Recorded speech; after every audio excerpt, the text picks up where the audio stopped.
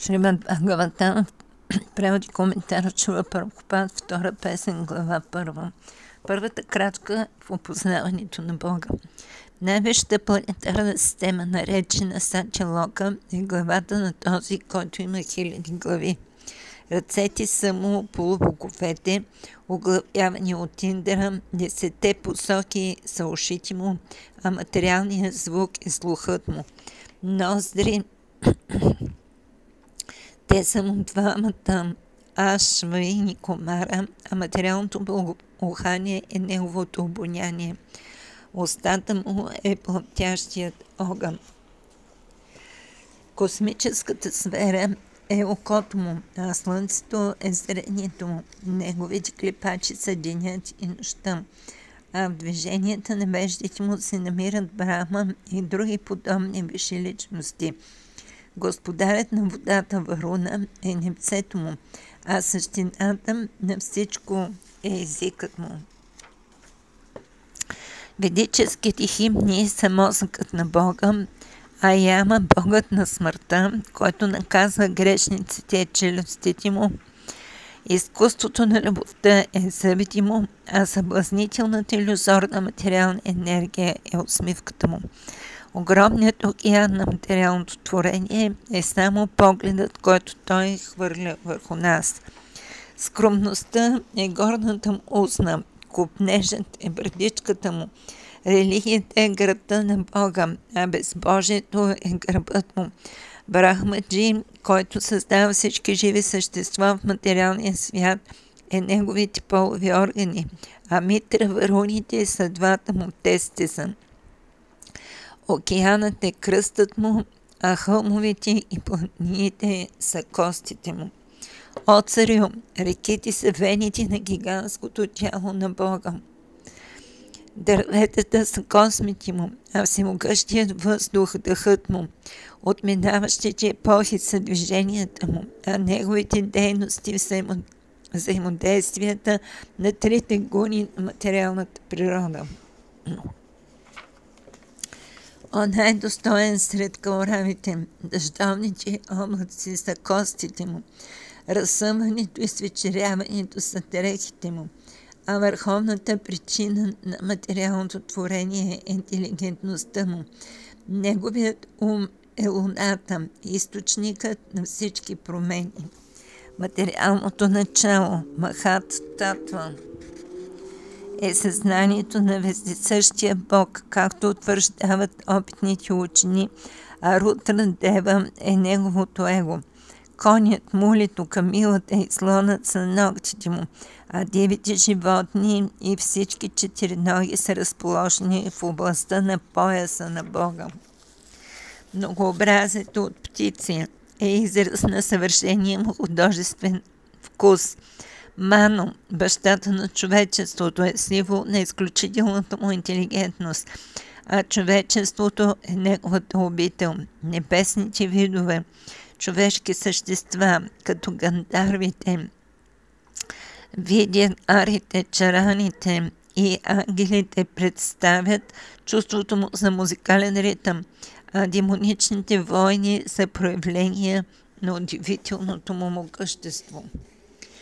Лице на Вират Пуруша са браманите, ръце са му кшатрите, бедра са му вайшите, а шудрите са защитени от стъпалата му. Полубоговете, които хората обожават, също са негови подчинени. Дълг на всеки е да принася в жертва всичко, с което може да се служи благосклонността на Бога. И така, описахте вселенската форма на Върховния Бог, изградена от груби материални елементи.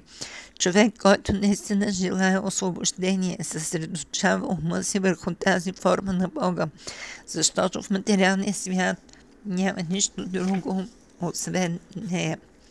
Човек трябва да се съсредоточи ума си върху върховната божествена личност, която се разпространява в безброй много проявления, както хората създават в сънищата си хиляди образи.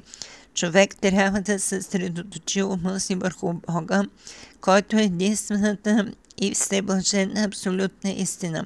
В противен случай той ще бъде заблуден и сам ще причини собствената си деградация. Така завършват коментарите на Бхактивиданта към първа глава, втора песен на Шримад Бхагаватам, наречена първата крачка в опознаването на Бога. Глава 2. Богът в сърцето. Шри Шукадева Госвами каза: отдавна, още преди да се появи този космос, Брама медитираше върху Вират Рупа и, удовлетворявайки Бога, възвърна първоначалното си съзнание. В този начин той отново успя да създаде творението, каквото беше по-рано. Ведическите мантри са съставени така, че объркват хората и насочват интелигентността и към нарайските царства и други подобни безмислени неща. Обусловените души витаят в мечти за илюзорното райско удоволствие, но всъщност и в рая те не изпитват никакво щастие. Ето защо, докато се намира в този свят на имена, просветеният човек трябва да се ограничава с задоволяване само на най-насъщните си потребности. Той трябва да има устойчива интелигентност и никога да не се стреми към излишни неща. Разбрал от собствен опит, че тези усилия са само тежък и безмислен труд.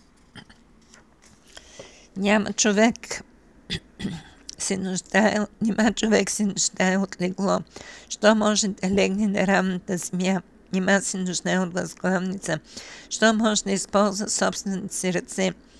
Нима са му нужни прибори и съдове, когато може да използва дланите си. Нима се нуждае от дрехи, ако може да се покрива с кората на дърветата. Нима на пътя не могат да се намерят скъсани дрехи. Нима дърветата, живеещи заради другите, вече не дават милостиня. Нима реките са пресъхнали и вече не напояват жадните. Нима входовете на планинските пещери са затворени, а всемогъщия Бог вече не защитава отдалите си души. Тогава защо учените мъдреци ласкаят тези, които се опияняват от трудно спечелени богатства?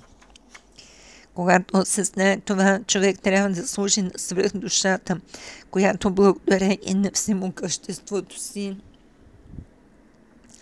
се намира в неговото сърце. Тя е вечната, безкрайна и всесилна божествена личност и затова е крайната цел на живота.